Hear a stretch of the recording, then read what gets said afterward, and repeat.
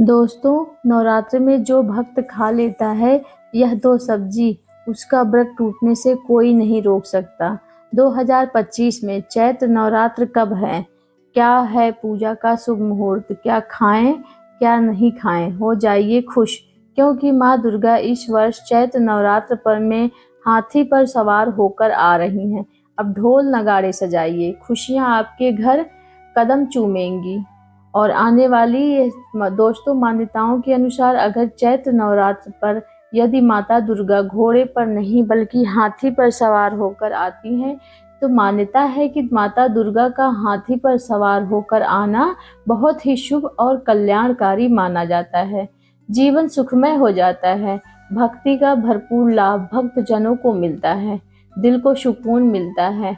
वैष्णो माता भरपूर आशीर्वाद देती हैं। दोस्तों, इस बार नवरात्रि पूरे 8 दिनों तक चलेगी, यानी कि 8 दिनों तक नवरात्रि का पर्व मनाया जाएगा। ना एक भी दिन कम, ना एक भी दिन ज़्यादा, पूरे 8 दिनों तक चलेगी। माता वैष्णो की पूजा, माँ शेरावाली की विशेष रूप से पूजा आराधना की जाएगी। चैत्र नवरात्रि का पहला व्रत 30 मार्च को रखा जाएगा और अंतिम व्रत 6 अप्रैल को दिन रखा जाएगा, क्योंकि इस बार यह नवरात्रि पूरे 8 दिनों के पड़े हैं। 31 मार्च को 2 व्रत एक साथ रखे जाएंगे। माँ ब्रह्मचारिणी और माँ चंद्रघंटा की पूजा एक साथ होगी। 6 अप्रैल को कन्या पूजन किया जाएगा, जो कि इस दिन नवरात्रि समाप्त हो जाएगी। आपको बता दें कि 30 मार्च को घट स्थापना का शुभ मुहूर्त 6:13 से 10:22 तक रहेगा। तो चलिए दोस्तों, अब जानते हैं कि नवरात्रि में कौन कौन सी सब्जी नहीं खानी चाहिए और कौन कौन सी सब्जी खानी चाहिए और कौन सा फल खाने से व्रत टूट जाता है। तो आइए जानते हैं नवरात्रि में क्या खाएं और क्या नहीं खाएं, क्या पीना चाहिए और कौन सा फल खाना विशेष और शुभकारी माना गया है। तो आज हम आपको विस्तार से बताएंगे। आगे बढ़ने से पहले कमेंट बॉक्स में आप अपने बारे में, राशियों के बारे में ज़रूर बताएं, ताकि हम आपकी राशि के बारे में कोई वीडियो बना सकें। तो आपके पास आपके अनुसार राशि का उपाय बता सकें, वहाँ आकर हम आपके कमेंट में रिप्लाई कर देंगे, तो आपको राशि के अनुसार फल प्राप्त हो जाएंगे। बहुत ही शुभ माना जाता है। मैया वैष्णो रानी बहुत प्रसन्न होती हैं। कमेंट बॉक्स में लिखें जय माता रानी, आपका स्वागत है हमारे घर में। जय माता रानी एक लाइक जरूर करें। वैष्णो रानी के लिए एक लाइक तो बनता है। दोस्तों, शास्त्रों के अनुसार बताए गए व्रत चाहे किसी भी प्रकार के क्यों न हो, उनसे जुड़े पालनों का नियम करना अति आवश्यक माना जाता है, क्योंकि जो मन के मुताबिक किया जाए वह संघर्ष नहीं कहलाता है। मनोकामना को पूर्ण करने के लिए थोड़ा सा संघर्ष यानी कि तपस्या तो करनी ही पड़ती है। इसलिए ऐसी मान्यता है कि व्रत का पूर्ण विधि विधान से किया जाना चाहिए, तब आपको व्रत का पूर्ण लाभ फल प्राप्त होता है। अति उत्तम और शीघ्र दीर्घायु प्रदान प्राप्त होता है। आपकी सभी मनोकामना शीघ्र माता रानी पूर्ण करती हैं। ऐसे व्यक्ति को मरने के बाद माता रानी के चरणों में स्थान मिलता है। वह सदैव माता की सेवा करता है और ऐसा भक्त स्वर्गलोक में जाता है। इसलिए हर शास्त्र यही कहता है कि सच्चे दिल से अगर आपने मन में ईश्वर के प्रति श्रद्धा हो तो बिना पूजा पाठ के ही सारा फल मिल जाता है। और अगर मन में ईश्वर के प्रति शंका हो तो उस मनुष्य को कई जन्मों तक सुख नहीं मिलता, वह नरक में भटकता रहता है। भगवान गीता में लिखा है, भगवान श्री कृष्ण ने स्वयं कहा है कि जो मनुष्य सच्चे हृदय से ईश्वर को पुकारता है तो उसका नाता उस शक्ति से जुड़ जाता है जिसे आपने सच्चे हृदय से पुकारा था। इसलिए भगवान भी कहते हैं कि सच्चे हृदय से ही ईश्वर को पुकारो, तो आपकी हर मनोकामनाओं को पूर्ण करते हैं। दोस्तों, कई लोग ऐसे हैं जो भगवान के सामने घंटों पूजा करते हैं, तथा जो लोग भगवान के सामने रोते हैं, भगवान उनकी नहीं सुनता। दरअसल वह आपकी पुकार कैसे सुनेंगे। दोस्तों, यह तो वो बातें जो भक्त और भगवान के बीच की हैं। अब हम जानते हैं कि नवरात्र के दौरान क्या नहीं खाना चाहिए, क्या पीना नहीं चाहिए और कौन सा फल खाने से व्रत टूट जाता है, संपूर्ण सफल हो जाता है। हमारे चैनल प्रीति बस 999 को जरूर सब्सक्राइब करें और एक प्यारा सा बेल आइकन जरूर प्रेस करें, ताकि नई नई वीडियो अपडेट होती रहें। तो दोस्तों, चाहे मर जाना, पर नवरात्रि के दिनों में पानी पूरी कभी मत खाना, क्योंकि इस दिन कभी कभी बीच में शुक्रवार पड़ जाता है और शुक्रवार को माँ संतोषी को का वार कहा जाता है। माँ संतोषी खट्टी चीज खाने वाले व्यक्ति से हमेशा क्रोधित रहती हैं, नाराज रहती हैं, क्योंकि नवरात्रों में माता संतोषी जागृत अवस्था में हो जाती हैं। माता संतोषी की शक्ति नवरात्रों में कई करोड़ गुना बढ़ जाता है। नवरात्रों में जब शुक्रवार पड़ जाए तो इमली नहीं खाना चाहिए। माता संतोषी रुष्ट हो सकती हैं, आपको दंड भी दे सकती हैं। नींबू नहीं खाना चाहिए। वैसे तो नवरात्रि के व्रत में नींबू खा लेना चाहिए। अगर शुक्रवार हो तो माता संतोषी के क्रोध से बचने के लिए नींबू नहीं खाना चाहिए।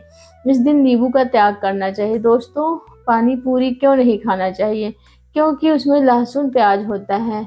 अगर आप खट्टा भी होता है तो जो व्रत का भंग कर सकता है, पाप लग सकता है। ध्यान पूर्वक अगर आप शुक्रवार को खट्टा नहीं खाते हैं तो माँ संतोषी आपको धन धान से माला माल कर देती हैं, आपके घर में अपना वास बना लेती हैं। बस शुक्रवार के दिन, नवरात्रों के दिनों में इस चीज का त्याग करना चाहिए, पालन करना चाहिए। लहसुन नवरात्रों में लहसुन और प्याज खट्टी, फिर चाहे वह आपने व्रत में नहीं रखा हो फिर भी आपको शुक्रवार के दिन अन्य दिनों में लहसुन प्याज नहीं खाना चाहिए। लेकिन हाँ, पानी पूरी आप खा सकते हैं जब भी आप नवरात्रि समाप्त हो जाए। तो दोस्तों, वीडियो को लाइक जरूर करें। आपका एक लाइक माता रानी को अति प्रिय है, माता रानी को अच्छा लगेगा, इसलिए माता रानी के लिए एक लाइक जरूर करें। और दोस्तों, नवरात्रि के दिन सेब जरूर खाना चाहिए। शास्त्रों में बताया गया है कि भगवान के भोग में सेब आदि जरूर अर्पित किया जाता है। अगर आपका व्रत है तो और आपको सेब खाना चाहिए। केला, पपीता, तरबूज और मीठे अंगूर जैसे इन फलों से व्रतधारी की शक्ति मिलती है और व्रत संपूर्ण हो जाता है। तो शास्त्रों में बताया जाता है कि नवरात्रि के दिनों में सीताफल जरूर खाना चाहिए। सीताफल खाने से 20 ऐसी बीमारियां हैं जो खत्म हो जाती हैं। माना जाता है कि नवरात्रों के दिनों में सीताफल का घर में प्रवेश होना बड़ा ही शुभ माना जाता है। सीताफल खाने से नवरात्रि का व्रत सफल हो जाता है, क्योंकि इसमें माता सीता का आशीर्वाद मिला हुआ होता है। माना जाता है कि भगवान राम के वनवास के दौर में माता सीता यही फल खाया करती थी। नवरात्रि के दौरान इसे भी खाया जाता है, इससे दुखों का सामना नहीं करना पड़ता है। सीताफल आपको जरूर खाना चाहिए। माता सीता प्रसन्न होती हैं और आशीर्वाद देती हैं। तो दोस्तों, नवरात्रि में तेल की तली हुई हरी मिर्च खा सकते हैं, लेकिन कम मात्रा में खाना है। व्रत के दौरान ज़्यादा तीखा नहीं खाना चाहिए। व्रत में तीखा खाने से व्रताधारी की जो पेट की आंतें होती हैं उसमें जख्म हो सकते हैं, क्योंकि इस दौरान हम व्रत का पालन करते हैं तो हमारे पेट में कुछ नहीं होता, इसलिए हल्का खाना चाहिए। सर्वोपरि और माना जाता है, उत्तम माना जाता है। व्रताधारी को रसीले आलू अवश्य खाना चाहिए, इससे हमारे शरीर में ऊर्जा की भरपूर जरूरत हो जाती है। और आप आलू का पानी भी पी सकते हैं। रसीले आलू जरूर खाना चाहिए। दोस्तों, नवरात्रों में भिंडी की सब्जी जरूर खाना चाहिए। भिंडी में कई ऐसे पोषक तत्व होते हैं जो हमारी हड्डियों को मजबूत बनाते हैं, तथा नवरात्रों में बैगन सब्जी जरूर खाना चाहिए। याद रखें, जब नवरात्रि में सोमवार पड़ जाए तो बैगन की सब्जी मत खाना, नहीं तो पाप लगता है। नवरात्र में सब्जी में हरा धनिया जरूर डालना चाहिए। हरे धनिये से व्रतधारी को पोषक तत्व मिलते हैं। नवरात्रों में हरा धनिया अवश्य खाएं, इससे जो शुगर लेवल होगा वह कम हो जाएगा। नवरात्रों में रिफाइंड का तेल और सरसों का तेल भूलकर भी व्रत के दौरान नहीं खाना चाहिए। मूंगफली का तेल और देसी घी, गोले का तेल खाना अच्छा माना जाता है। दोस्तों, नवरात्रि में व्रतधारी का डब्बा बंद, लस्सी बंद और पानी नहीं पीना चाहिए, जिसके कारण आपका व्रत टूट सकता है। जब भी आप फलों का जूस पिए तो याद रखें उसमें नमक ना डालें, नहीं तो व्रत टूट जाएगा। साथ ही साथ जूस में बर्फ भी नहीं डालना चाहिए। फलों को सादा जूस पीने से व्रत सफल होता है। दोस्तों, नवरात्रि के दौरान सिंघाड़े का आटा या कुट्टू का आटा खाने से पहले यह देख लें कि आटा पुराना नहीं, क्योंकि पुराने आटे में कीड़े वगैरह पड़ जाते हैं, जिसके कारण हमारा व्रत टूट सकता है। या छोटे छोटे कीड़े हमें दिखाई नहीं देते और आपके मुंह तक पहुंच जाते हैं। ऐसा आटा खाना मतलब कीड़े मकोड़े को मांस खाने के बराबर होता है। दोस्तों, नवरात्रि के दौरान आप शाम के समय खाने में दही ले सकते हैं, आलू वगैरह खा सकते हैं, आलू की चिप्स खा सकते हैं, साबूदाने की टिक्कियाँ खा सकते हैं, साबूदाने की खिचड़ी खा सकते हैं, आलू खा सकते हैं। याद रहे कि नमक ना डालें। चाय में नमक डालने से व्रत भी टूट जाता है, हड्डियां भी गल जाती हैं। एक बात का ध्यान रहे कि व्रतधारी का पेट भर कर खाना नहीं खाना चाहिए, यानी कि गले तक नहीं खाना चाहिए। भोजन को नहीं करना चाहिए। व्रत रखने का कोई भी फायदा नहीं होगा, थोड़ा खा सकते हैं। दोस्तों, नवरात्रि के दिन आदि शक्ति माँ दुर्गा को समर्पित होते हैं। नवरात्रि के 9 दिनों तक माता रानी अलग अलग पुष्प, अलग अलग भोग अर्पित किए जाते हैं। लेकिन क्या आप जानते हैं, कुछ ऐसी वस्तुएं हैं जिन्हें नवरात्रि के दौरान भूलकर भी मत खाना, माता रानी को अर्पित नहीं करना चाहिए। इन वस्तुओं को आप गलती से भी माता रानी को अर्पित ना कर देना, आपको व्रत और पूजन का पूर्ण लाभ नहीं होगा। इसलिए माता रानी की कृपा प्राप्त करने के लिए आपको यह जानना अति आवश्यक है कि वह कौन सी ऐसी वस्तुएं हैं जो माता रानी के पूजन में भूल कर भी इस्तेमाल नहीं करना चाहिए। तो आइए माँ का जयकारा लगाते हुए वीडियो को शुरू करते हैं। दोस्तों, नंबर 1, नवरात्रि के दौरान शादीशुदा महिलाओं को सफ़ेद कपड़े पहनकर पूजा पाठ नहीं करना चाहिए। साथ ही साथ काले कपड़े भी नहीं पहनना चाहिए, इससे व्रत खंडित हो जाता है। और माता रानी की चौकी जब आप लगाएं तो उसके नीचे कागज नहीं लगाना चाहिए।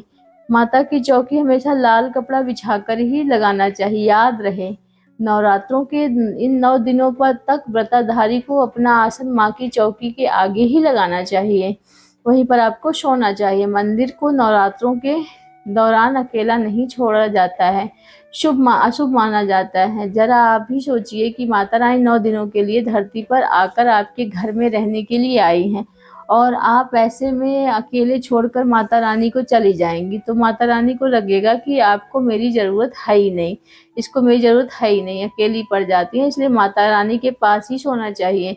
नंबर 2, नारियल। हिंदू धर्म में नारियल को सुख समृद्धि का, श्रद्धा और सम्मान का सूचक माना जाता है। नारियल श्रीफल कहा जाता है। नारियल को हर मांगलिक कार्य में विशेष महत्व दिया जाता है। जैसे आप जानते हैं कि माता रानी के कई मंदिरों में नारियल से बलि भी दी जाती है और माता रानी के पूजन में नारियल का इस्तेमाल हम सभी करते हैं। खासकर कलश की स्थापना नारियल रखकर ही की जाती है। माता रानी के पूजन में हम नारियल इस्तेमाल करते हैं समय कुछ गलतियां कर बैठते हैं। तो दोस्तों, नारियल कई प्रकार के होते हैं, एक हरा, दूसरा सूखा, जिसके अंदर अब पानी होता है। जिस नारियल के अंदर पानी होता है, माता रानी के पूजन में सदैव पानी वाला, जटा वाला नारियल ही इस्तेमाल करें। नारियल का पूर्ण होना चाहिए, नारियल चटका हुआ, टूटा हुआ नहीं होना चाहिए, क्योंकि साबुत नारियल ही पूर्ण और पवित्रता का प्रतीक होता है। साबुत नारियल ही सुख समृद्धि का प्रतीक होता है। साबुत नारियल को ही श्रीफल यानी कि माता लक्ष्मी का फल कहा जाता है। नारियल में माता रानी के कलश की स्थापना के करते समय जटा वाला यानी कि पानी वाला नारियल कलश स्थापित करें। और यह ध्यान रखना चाहिए कि नारियल को सदैव कलश के ऊपर लेटाकर नहीं रखना चाहिए। घट स्थापना करते समय कभी भी नारियल को खड़ा करके नहीं रखा जाता है, नारियल को सदैव लेटाकर कलश के ऊपर रखा जाता है। साथ ही नारियल को स्थापित करते समय पहले आप नारियल को लाल कपड़े में लपेटकर और फिर लाल चुनरी उड़ाकर आप नारियल को कलश के ऊपर स्थापित करें। शास्त्रों के अनुसार कलश के ऊपर जब सही तरीके से नारियल रखा जाता है और सही प्रकार का नारियल रखा जाता है, तभी ही व्रत और पूजन पूर्ण फल प्राप्त होता है। तो यह भी ध्यान रखना कि महिलाएं माता रानी को नारियल अर्पित तो कर सकती हैं, लेकिन कभी भी माता रानी के सामने नारियल को तोड़कर भूल कर भी ना तोड़ें, क्योंकि नारियल बीज रूप होता है और स्त्रियां बीज रूप से शिशु को जन्म देती हैं। इसलिए कभी भी महिलाओं को नारियल नहीं तोड़ना चाहिए। तो नंबर 3, लौंग।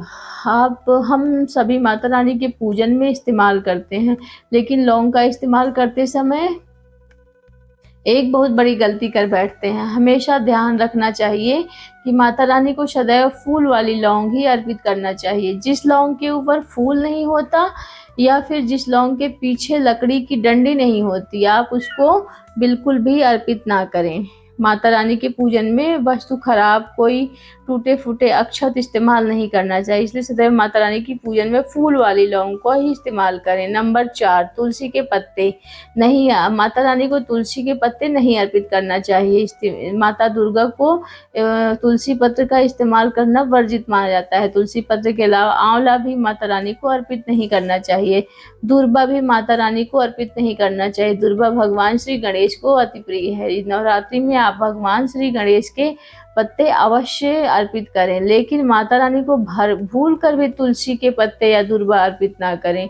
माता रानी को सफ़ेद फूल भी अर्पित ना करें। माता रानी को सदैव लाल रंग के फूल अति प्रिय हैं और खासकर माता रानी को गुड़हल और कमल के फूल अति प्रिय हैं। शास्त्रों में बताया जाता है कि घर में माता रानी को 2 या 3 मूर्तियां या फोटो नहीं होनी चाहिए। इस बात का भी आप विशेष ध्यान रखें कि माता रानी के पूजन में कोई भी खंडित चीज इस्तेमाल न करें, जैसे कि चटका हुआ या टूटा हुआ दीपक, फिर चटका हुआ बर्तन, या फिर ध्यान रहे कि लोहे की और प्लास्टिक के बर्तन आप माता रानी के पूजन में इस्तेमाल ना करें, क्योंकि प्लास्टिक के चाइनीज बर्तन हड्डियों के पाउडर से मिलकर बनते हैं। ऐसा ना करें। ऐसे बर्तनों को माता रानी के पूजन में सदैव दूर रखें। माता रानी को जो पुष्प अर्पित कर रहे हैं उन्हें सूंघे नहीं। सूंघे हुए फूल या गिरे हुए फूल या मुरझाए हुए फूल माता रानी को अर्पित नहीं करना चाहिए। तो दोस्तों, आप कमेंट बॉक्स में जय माता दी जरूर लिखें, और आपको हमारी यह जानकारी अच्छी लगी तो एक लाइक सब्सक्राइब जरूर करें, और बोलो वैष्णो माता की जय एक जयकारा जरूर लगाना और कमेंट में लिखना। Thank you so much. धन्यवाद।